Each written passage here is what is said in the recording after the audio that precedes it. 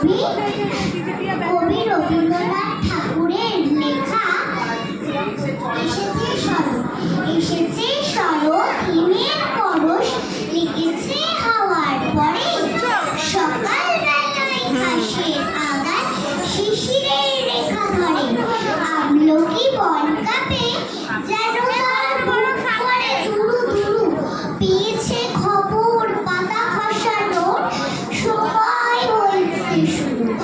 শিউলির গানে কুড়ি ভরে এলো, টগর ফুটিল মেলা। মালতী লতায় খোঁজ দিয়ে যায় মৌমাছি দুই বেলা।